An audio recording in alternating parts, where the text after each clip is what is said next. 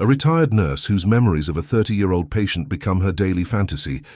She didn't remember his last name, just his eyes. That shade of blue you didn't expect from someone so bruised.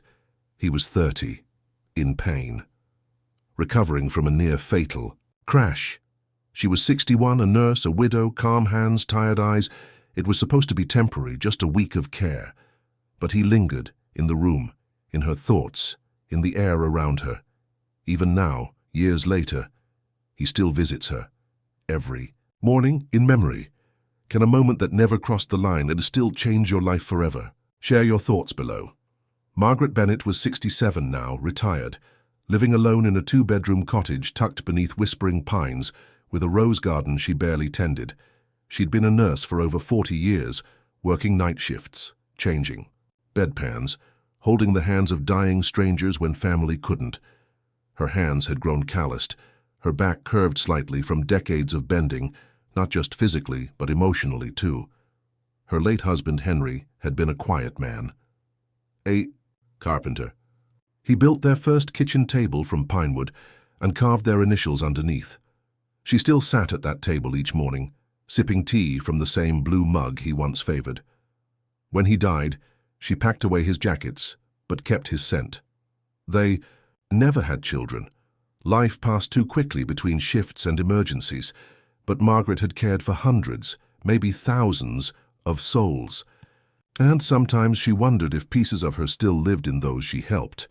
When the call came in the spring of 2018, asking if she'd take a private case, 1 week, homebound, post-accident patient, she almost said no.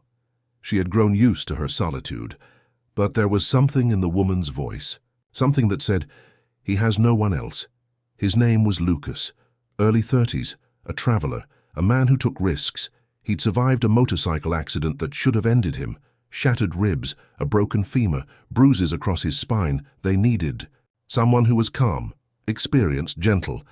And for reasons she didn't yet understand, Margaret said yes. She dusted off her nurse's bag, polished the buttons on her cardigan, and drove 2 hours north to a cabin she'd never seen before, where a man she'd never met lay broken in body, but not, as she'd come to learn, in spirit. He was angry, in pain, restless. Why didn't I die? He muttered once, thinking she hadn't heard. She did, but she didn't respond. Instead, she opened the windows, let in light, played soft music. She moved quietly around the room, letting the space feel less like a sick room and more like somewhere someone could recover, could rest, could breathe again. She cooked broth, helped him bathe, changed his bandages with a care that surprised even herself. Not the mechanical, practiced kind of care, but a gentleness that had slept inside her for too long. By day 3, he started talking. Not much, just murmurs between spoons of soup, or as she fluffed his pillows. But the words came with weight, like stones finally lifted. Lucas was a photographer, traveled alone, liked the silence, but the crash had left him still, something he wasn't used to. He asked her about her husband, her past, her favorite music. Vivaldi, she said. It keeps me from folding in, he smiled. You don't seem like the folding type. That afternoon, she caught him staring at the painting above the fireplace, a print of an old Italian coastal village. I took a photo just like this once, he said, but it was raining. Everything was blurred. It was beautiful in its own way. She nodded, then asked quietly, Do you miss it, that life? He turned to her. I don't know what I miss. I just know this isn't it. Later, while adjusting his pillows, he touched her wrist lightly. You don't seem like a nurse, he said. She blinked. What do I seem like? He paused, then answered. Someone who remembers how to be tender. The words stuck. Not because they were romantic, but because they named something she hadn't realized she missed being seen as. That evening, he asked her to stay a little longer. She brewed chamomile tea. They sat without words, listening to Vivaldi from the small speaker. Outside, the sky turned amber. Inside, something loosened, an invisible thread pulling taut between them. There was no touch, no declarations, but the presence was palpable, like the hush before a first snowfall. She tucked the blanket over him gently and whispered, Tomorrow we'll change the bandages again. He looked up at her. Thank you for not rushing me. She smiled. Wounds don't heal faster when ignored. And in that silence, without saying it, they both knew they were no longer just nurse and patient.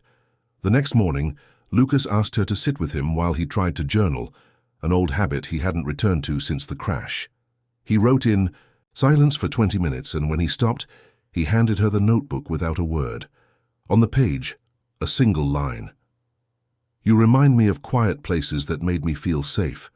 She read it twice, folded the corner of the page, not because she'd forget it, but because it needed marking. Later that day, when she was brushing out his tangled hair, he whispered, "If I had met you first." She didn't let him finish. You did, just not in time. Something unspoken began blooming in the quiet. He started asking her to read to him at night. She chose old poetry, Neruda, Rilke, sometimes Whitman.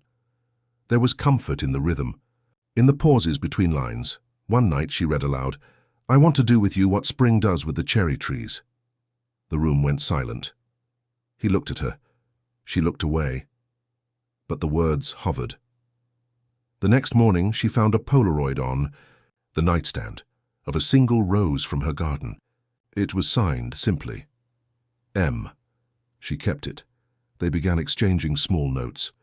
A folded napkin with a line of poetry, a leaf pressed in a book, a drawing he scribbled of the window view. No declarations, just acknowledgements. Echoes of something unnameable. One evening he asked her to sit beside him, not across the room, but close enough to feel the warmth between them. "I used to think love was loud," he said, "like fireworks or music in the streets. But this feels like snowfall." She didn't answer, just rested her hand on his. And for a long while, neither moved. On the final night, as she helped him into bed, he placed his hand gently over hers. "Thank you," he said, "not just for the care, for treating me like a person, not a patient." Her voice almost broke. "You reminded me I'm still a woman." He blinked slowly, his eyes full, but not teary. "And you reminded me I still want to live." They didn't kiss. They didn't need to. But when she left the room that night, something in her chest ached, not from pain, but from having felt something real. She left the next morning. He hugged her briefly at the door. They never spoke again. She thought about calling. She didn't. It felt sacred, untouched. Months passed, then years. She continued with life, gardening, volunteering. But mornings became his each dawn, the same ritual. Kettle on, tea steeping, and her gaze drifting toward the chair he once sat in. It was strange how someone could stay without ever being there. Sometimes she would find herself pausing mid-task, as if he had just called her name. She caught herself rereading the same Neruda poem, the one he listened to in silence. Sometimes she whispered the line under her breath, "I want to do with you what spring does with the cherry trees." On those mornings she didn't feel 67.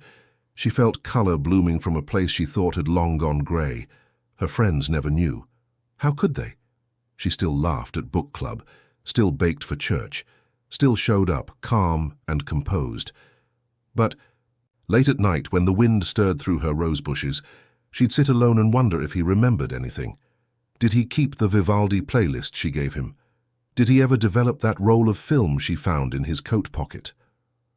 One afternoon, while dusting the bookshelf, she stumbled on the old blue mug Henry used to love.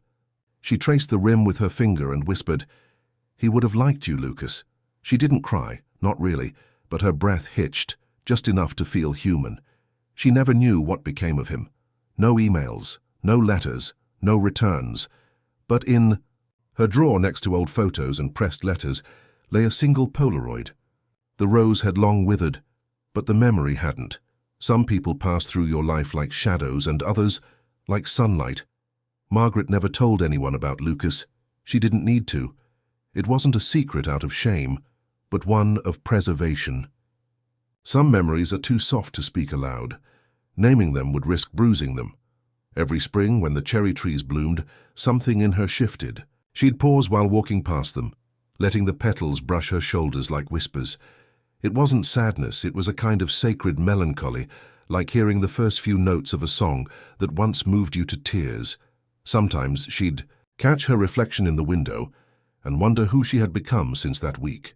There were still laugh lines, still silver hair she wore in soft buns, but behind her eyes something more alive had taken root, something softer, braver.